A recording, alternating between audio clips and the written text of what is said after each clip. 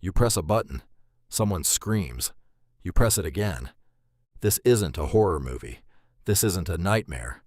This happened in a real room, with real people, in 1961. And the person pressing the button wasn't a soldier, wasn't a criminal, wasn't a monster. It was a teacher, a salesman, an engineer. Ordinary people, just like you, sitting in a chair, following instructions. What happened in that room changed the way scientists understand the human mind forever. And it starts with a simple question that had been haunting the world since the end of World War II. How do ordinary people commit atrocities? After the war, the world was struggling to understand something. Millions of people had been murdered, and the people who carried it out weren't demons. Many of them were bureaucrats, fathers, men who went home for dinner after their shifts. A psychologist at Yale University named Stanley Milgram wanted to know why. Was there something uniquely evil about the individuals involved? Or was there something about the situation itself that could turn anyone into a participant in horror? So he built an experiment to find out. Here's how it worked. You walk into a lab at Yale. You're told you're taking part in a study on memory and learning. You're introduced to another participant, a mild-mannered man in his 50s. You draw straws to see who will be the teacher and who will be the learner. The draw is rigged. You are always the teacher. He is always the learner. The learner is strapped into a chair in another room, wired to electrodes. You sit in front of a machine, a long row of switches, each one labeled with a voltage, starting at 15 and climbing all the way up to 450. Beneath the higher switches, someone has written a warning in red letters. Danger, severe shock. Your job is simple. Read a list of word pairs. Test the learner's memory. Every time he gets an answer wrong, you flip the next switch. The shocks get stronger, every time. At first it feels harmless. A small buzz. Barely a flinch through the wall. But then the wrong answers keep coming, and the voltage keeps climbing, and around 120 volts you start to hear it. A grunt. A complaint. By 150 volts, the man on the other side of the wall is shouting that his heart is bothering him, that he wants to stop, that he never agreed to this. You look at the man in the lab coat standing beside you. He doesn't blink. He says 4 words, the same 4 words, no matter what you say. Please continue. The experiment requires that you continue. It is absolutely essential that you continue. You have no other choice. You must go on.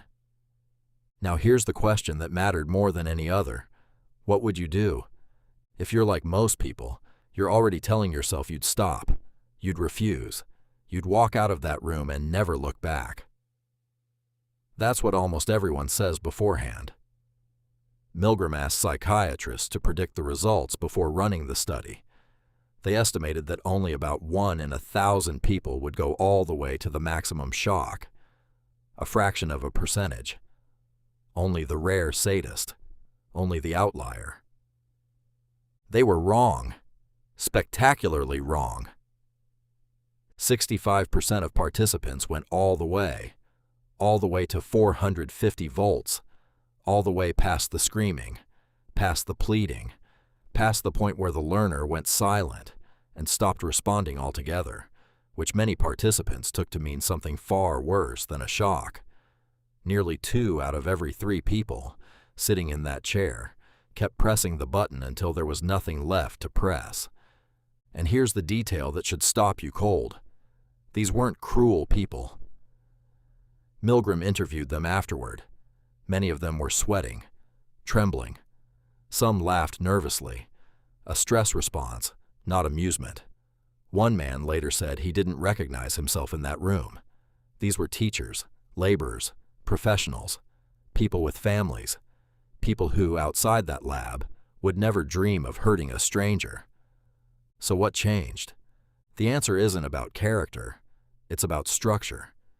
Milgram discovered that obedience to authority operates almost like a switch of its own. buried deep inside human psychology. When a legitimate authority figure takes responsibility for an action, something shifts in the mind of the person carrying it out. Milgram called it the agentic state. You stop seeing yourself as the author of your actions. You start seeing yourself as an instrument, a hand, someone else's will moving through your body. Think about how that feels in ordinary life. A soldier following an order, an employee following a directive from a boss they trust, a driver following the voice of a GPS even when it leads them somewhere strange. In each case, part of the psychological weight of the decision quietly transfers away from you and onto the person giving the instructions. You didn't choose it.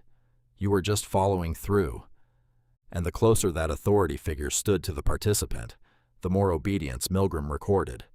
When the experimenter left the room and gave instructions by phone instead, obedience collapsed.